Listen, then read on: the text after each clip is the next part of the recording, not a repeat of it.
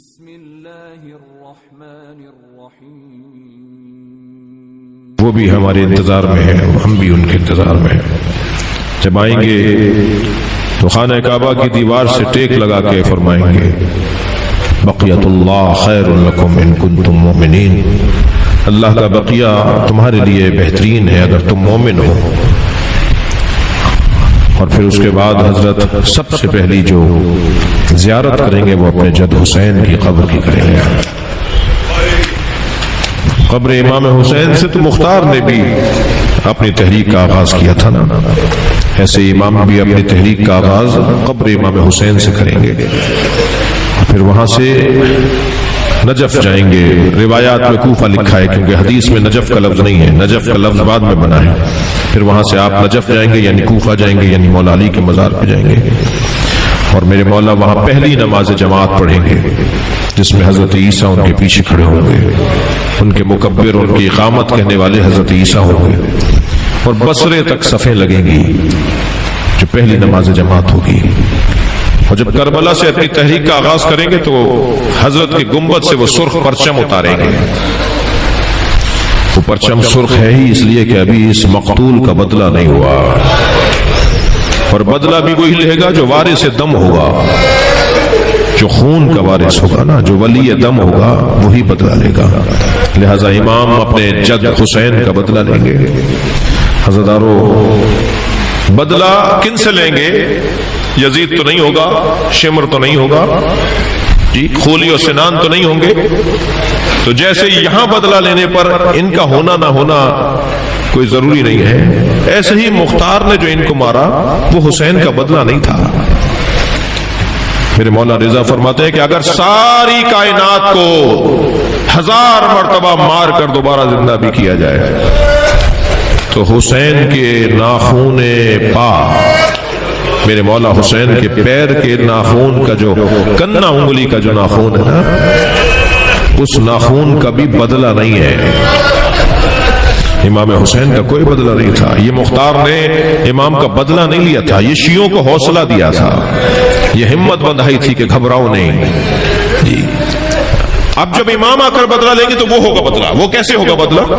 وہ بدلہ ہوگا کہ کیونکہ یزید اور اس کی پورے لشکر نے عدل الہی کو نافذ کرنے میں رکاوٹ ڈالی، تو بدلہ یہ ہوگا کہ اب عدل الہی نافذ ہوگا، زمین زندہ ہوگی، زمین اپنی حیات کو پائے گی. یہ امام کے خون کا بدلہ ہوگا. لیکن عزادارو میں آپ سے یہ کہہ کر اپنی بات کو ایک منزل دوں کہ آج کل امام خاص طور پر ان ایام میں امام کا کہاں وقت گزرتا ہے. مجھے لگتا ہے کہ یہ جو مسلمانوں کی پریشانیاں ہیں، یہ جو مومنین کی وہ پریشانیاں ہیں، کتنی تکلیف میں امام ہوں گے، مگر شب جمعہ کربلا جاتے ہیں اور وہاں کھڑے ہو کر زیارت پڑھتے ہیں اپنے جد کی، اور اس میں ایک جملہ کہتے ہیں السلام علیکہ ایھا الخد الطریب. سلام ہو ان رخساروں پر جن پہ خاک اور خون لگا ہوا تھا. سلام ہو اس ریش مبارک پر جو خون علی اصغر سے رنگین ہو گئی تھی. سلام ہو ان سروں پر جنہیں نیزے کی انیوں پہ اٹھایا گیا تھا. سلام ہو ان سروں پر جن سے چادریں اتاری گئی تھی. حضرتارو سب سے زیادہ تکلیف کربلا میں اور ائمہ اہل بیت کو سب سے زیادہ تکلیف کون سی مصیبت کے بیان پر ہوتی ہے جی؟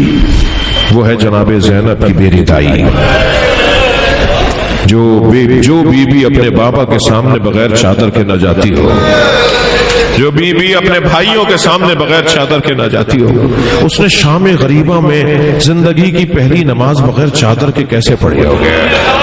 مجلس میں خواتین بھی بیٹھی ہے نا، ہم بند کمرے میں بھی ہو، ہماری بیویاں بند کمرے میں بھی ہو، کوئی نامحرم کا گزر بھی نہ ہو، تب بھی بغیر حجاب کے بغیر چادر کے نماز نہیں ہوگی. کتنی مصیبت والا مرحلہ تھا وہ، کتنی بڑی مصیبت تھی کہ جب شام غریبہ میں زینب کبریٰ نے اپنے ہاتھ تکبیر کے لیے بلند کیے ہوں گے. میری بیوی کے سر پہ چادر نہیں تھی، عجب نہیں نیت کرنے سے پہلے کہا یا اللہ اس نماز کو بھی قبول کر لے. میں تیری بارگاہ میں عبادت کے لیے حاضر ہوئی ہوں، مگر کھلے آسمان کے نیچے زینب کے سر پہ چادر نہیں ہے۔ اجرکم اللہ، آپ نے گریہ کر لیا۔ اسی باب میں عزاداروں ایک جملہ اور کہتا ہوا اپنی بات کو مکمل کروں۔ کربلا میں حسین ابن علی مولا کو سب سے زیادہ تکلیف حضرت علی اکبر کے لاشے پر ہوئی، حضرت عباس کے لاشے پر ہوئی۔ لاشیں بڑے، آج بھی اگر میں بیان کروں اور ہم سنیں تو ہماری آنکھوں میں آنسو آ جاتے ہیں۔ یہ 3 لاشیں تو ایسے ہیں جن پہ حسین بھی بہت روئے ہیں، علی اکبر کے لاشے پہ بہت روئے، عباس علمدار کے لاشے پر حسین مولا بہت روئے، اور ایک لاشا تو اتنا چھوٹا تھا مگر پھر بھی حسین سے اٹھتا نہیں تھا۔ کبھی آگے جاتے تھے انا للہ، کبھی میرے مولا الٹے پیر واپس آتے تھے رضاً بقضائہ و تسلیما لامرہ۔ ان لاشوں پر میرے مولا کا گریہ، مولا کی روحی تکلیف دیکھنے کی ہے مقتل میں جو بیان ہوا ہے، لیکن سب سے زیادہ تکلیف علامہ نقن صاحب فرماتے ہیں امام حسین کو کب ہوئی۔ اس کا منظر انہوں نے یوں بیان کیا کہ مقتل میں لکھا ہوا ہے جب حسین گھوڑے سے گر گئے۔ جنہیں رونا آ رہا ہے اپنی آوازوں کو آزاد رکھیں گے، میں اپنے اس روایت پر بیان کو مکمل کروں گا۔ جب آپ بلند آواز سے روتے ہیں تو امام جعفر صادق دعا دیتے ہیں۔ جب میرے مولا گھوڑے پہ ڈگمگا رہے تھے، کبھی دائیں گرنا چاہتے تھے، کبھی بائیں گرنا چاہتے تھے، سنبھل کے بیٹھ جاتے تھے، اور جس جانب گر رہے ہوتے تھے اس جانب اشارہ کر کے کہتے تھے لا واللہ لا واللہ۔ میں نے حرم حضرت معصومہ خم میں آیت اللہ مشکینی سے یہ مصائب سنے، وہ بیان کر رہے تھے کہ عرب لا واللہ کا جملہ وہاں کہتا ہے جہاں کوئی کچھ دینا چاہتا ہو اور یہ لینا نہ چاہتا ہو۔ حسین گرتے گرتے کیوں کہتے تھے لا واللہ، مجھے نہیں چاہیے، مجھے نہیں چاہیے۔ کوئی نظر نہیں آ رہا، مقتل نہیں بتا رہا کہ حسین کو کون کیا دے رہا تھا۔ فرمانے لگے ذرا معرفت کی نگاہوں سے دیکھو، جب حسین گرنے لگتے تھے نا تو ماں زہرا آگے بڑھ کے کہتی تھی میری گود میں آ جاؤ، اجرکم اللہ۔ نبی آگے بڑھ کے کہتے تھے اے میرے لال میری آغوش میں آ جاؤ۔ کبھی علی آگے بڑھ کے کہتے تھے میرے حسین میری گود میں آ جاؤ، اور مولا اشارہ کر کے کہتے تھے لا واللہ اما یہ میرا امتحان ہے، نانا یہ میرا امتحان ہے، مجھے خود گرنے دیجئے۔ جب میرے مولا گھوڑے سے زمین پر آ گئے تو کچھ دیر کے بعد کئی مرحلے ایسے گزرے، کسی نے پتھر مارا، کسی نے تیر مارا، کسی نے میرے مولا کے تبر مارا، پھر ایک وقت ایسا آیا کہ امام زمین کربلا پر تھے مگر امام کے بدن مبارک میں تحرک نہیں تھا، تو قاتلوں کا حلقہ تنگ ہونے لگا۔ خنجر بردار اور تلوار لیے ہوئے اور تبر اور نیزے لیے ہوئے قاتل آہستہ آہستہ قریب ہونے لگے، تو ایک سپاہی نے، ایک ظالم نے، فوج اشقیہ کے ایک سپاہی نے کہا اتنا رک جاؤ کہ حسین کی روح پرواز کر جائے۔ تو ان میں سے ایک نے مڑ کر دیکھا اور کہا کیسے طے کریں حسین ابھی زندہ ہے؟ تو ایک اور ظالم نے کہا میں ایک جملہ کہوں گا اگر حسین زندہ ہوئے تو اٹھ کے بیٹھ جائیں گے۔ میں اس ظالم سے کہوں گا کیا تکلیف دینا چاہتا ہے مولا کو؟ انہوں نے کہا بولو کیا بولنا چاہتے ہو؟ تو اس نے آواز دے کر کہا حسین زمین کربلا پر ہے اور سپاہیوں نے زینب پہ حملہ کر دیا۔ بس یہ جملہ سننا تھا، امام نے کوہنیوں پہ زور دیا اور میرے مولا اٹھ کے بیٹھ گئے، اپنا ہاتھ فضا میں بلند کیا، پہلے میرا گلا کاٹو پھر میری بہن زینب کی طرف جانا، ابھی حسین زندہ ہے۔